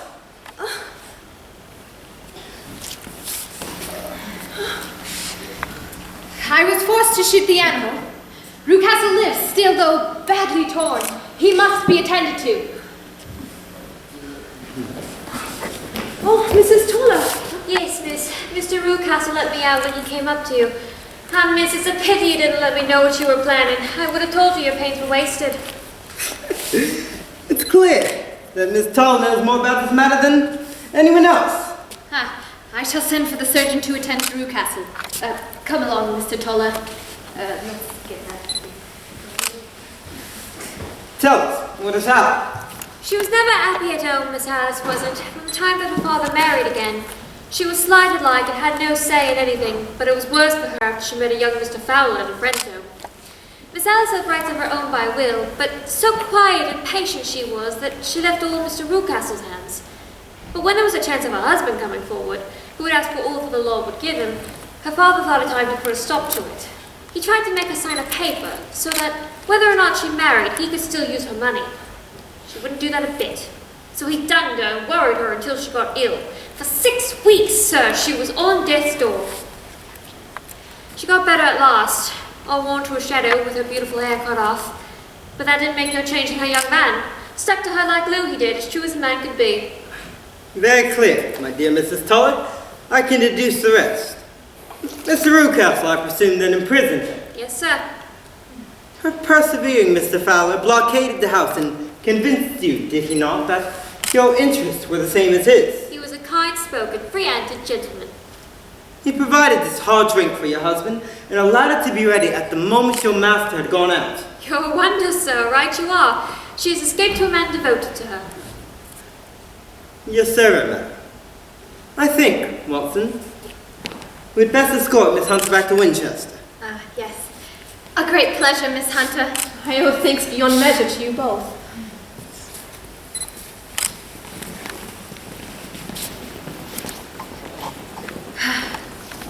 And thus was solved the sinister case of the mysterious house of the Copper Beeches.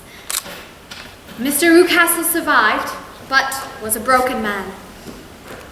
Mr. Fowler and Miss Rucastle were married, with Holmes and myself in delighted attendance.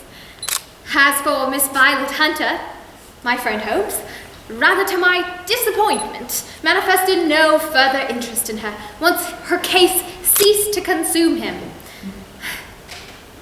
Over the years, my interest in Holmes's abilities and talents and curiosities as to his aims in life deepened and increased, but he remains a mystery to me.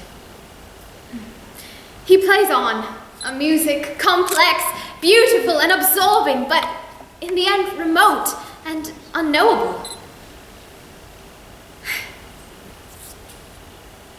Circumstances in life have returned me to my career in medicine.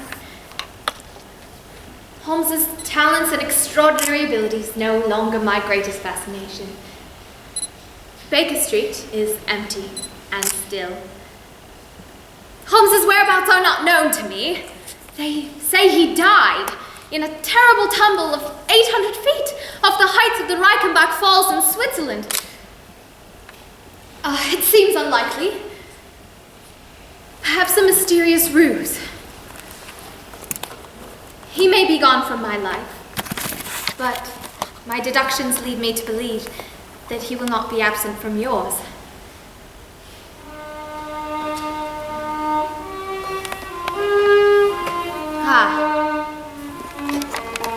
That beautiful piece.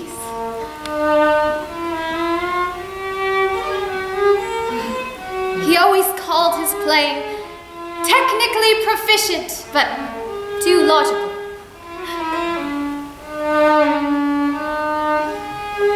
I shall never make you out, Sherlock Holmes.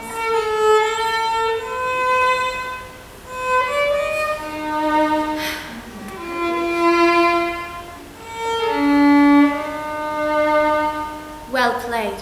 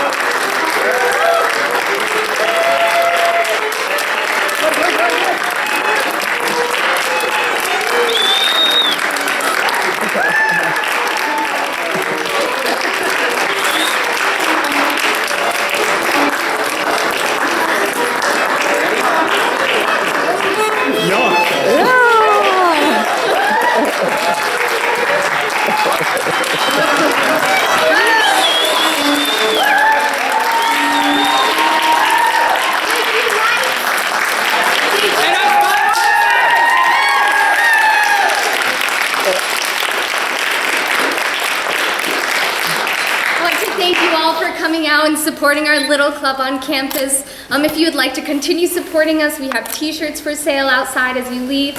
And feel free to take pictures with the cast members, feel free to take pictures of the entire group. And I ask that when you do leave, that you exit through the doors in which you came. Thank you all so much for coming tonight.